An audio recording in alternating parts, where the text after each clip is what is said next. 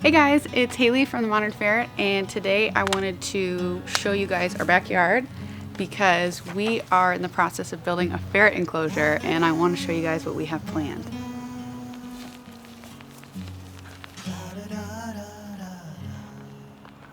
It's raining. Okay, it's raining. Let's go. For the first time in our lives, Channing and I finally have a backyard. In this video, I wanted to show you sort of that space in general, what we were thinking, and then some problem areas that we have, and to see if you guys have any ideas for what we should do. This is the space we're working with. It's the last tier of our yard, and it's like 30 by 30 feet. There's some problem areas as far as the ferrets getting out, which I wanted to show you guys first to see if you had any ideas you could share with us. So the first one, let's talk about the dog in the yard across from us. We definitely don't want the ferrets getting out. So what kind of dog is she? Pit mix. Big old dog. So one of the big issues we have with this fence here is that we have this really sweet dog named Miracle. She's sweet to us, but you know, if a ferret gets in her yard, we can't predict how she's gonna act. So it's really important that we figure out how to block off this fence, because if you see underneath it, here, come here. This fence is not ferret proof. Look at this space. You see this gap? Hi! Hi, Miracle! Hi, girl! You see this gap? So obviously a ferret can get under there super easily. So we need to figure out a way to chicken wire, put something here. If you guys have other ideas, that would be really useful, because we're gonna need something else to do, because we do not want our ferrets getting in this yard. Next problem section I want to show you guys is this area right here. So as you notice, we have this fence. This is where the dog is that I talked about before. And then this is our other neighbor here. So we're trying to figure out how to gap this area here so that the ferrets can't get past it. In the past, we've just stacked cinder blocks and then supervised the ferrets super close in case they start to climb it. But we want something that will easily keep the ferrets out, that we can go sit on the other side of the yard and know that they're going to be safe. So do you guys have any ideas of what we can use to bridge this gap here to close it off so the ferrets can't get past? Most pooped right there, but you probably don't want to get that on camera. Okay, next thing I want to show you guys is this fence. So this is perpendicular to the dog area that we showed you over there. So this one is interesting because for some reason ferrets love to dig this part right here. So come here.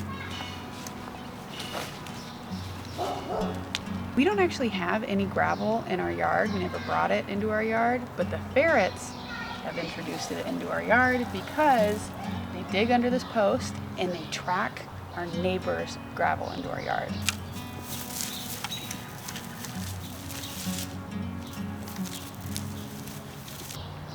For some reason, they love this area.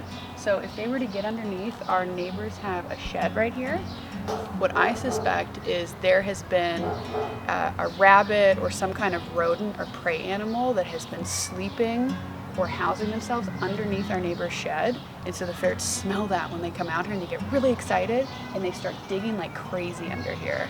So this is another place we're gonna figure out how do we cover this. So next up we have this wall, and this cement is obviously perfect. They can't dig out of it because the cement is actually our garage and it goes several feet underneath where you see that line. So this is a great barrier right here. Come look at the cement. This is great, right?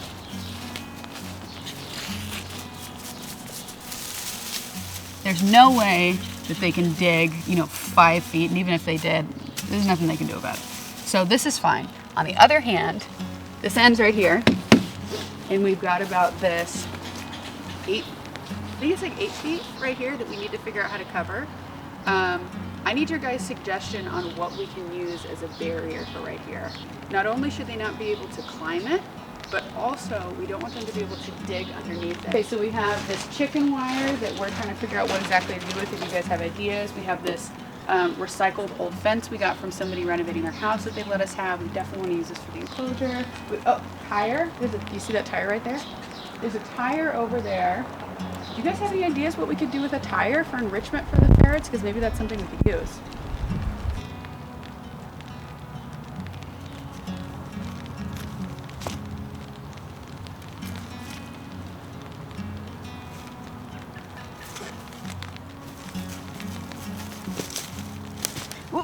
Okay.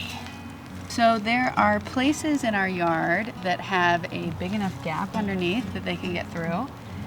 We've used bricks in the past to close these gaps, but I want to know if you guys have any ideas of what we could use instead, because we don't want these guys getting into other people's yards. The next thing that I want to talk about is, because Channing and I love spending time watching the ferrets play, especially in their natural habitat so much, is we really want to figure out where we're going to put our table and chairs to come out here and eat breakfast and lunch while the ferrets are playing. So at this point we have it here, but if any of you guys have landscaping design tips, because that's not something that we're very good at, please let me know.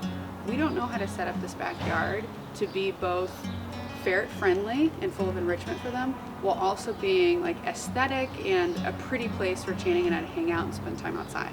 So we have these rocks all throughout our backyard, and they basically hold in the 3 tiered levels that we have. But the ferrets love crawling in between here, smelling different things. I think I've seen them stash stuff in here before. So if there was a way that we could incorporate these rocks into the ferret enclosure, I think that would be really cool. For scale, I'm gonna stand back here.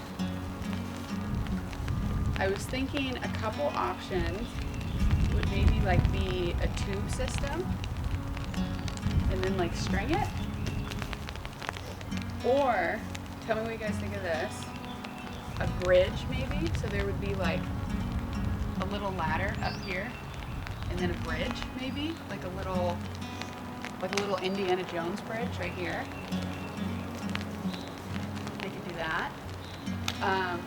Do you guys have any ideas what I could put between these 2 trees? Big part of enrichment that I've learned volunteering at zoos and wildlife centers is that one of the biggest parts of enrichment is creating novel and new and exciting experiences. You can't just set up an enclosure and have it be the same forever and have it interest them. You need to figure out ways to change it regularly. So do you guys have any ideas that have worked for you that you rotate on a regular basis to keep your ferret engaged and interested? If you could share that with us, it'd be super helpful so that we can build something super awesome here. Another thing, what plants do you guys think would be good to plant in this ferret enclosure? I need stuff that would be safe for ferrets and not toxic, and also fun for them to play and run around in. Okay, go Abert. Okay, what are we using our ferret for? So this is Abert, and he is testing our early prototypes. He's going to help us find some problem spots, right? Yes. What do you think of the tube, Abert?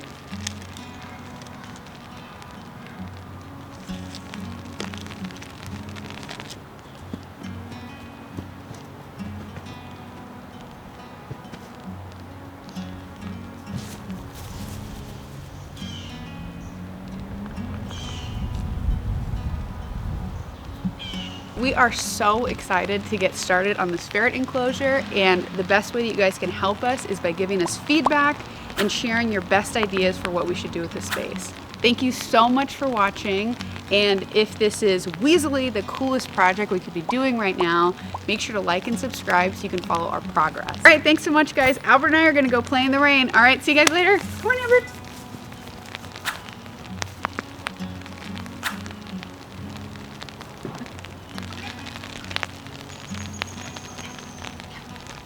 Digging again.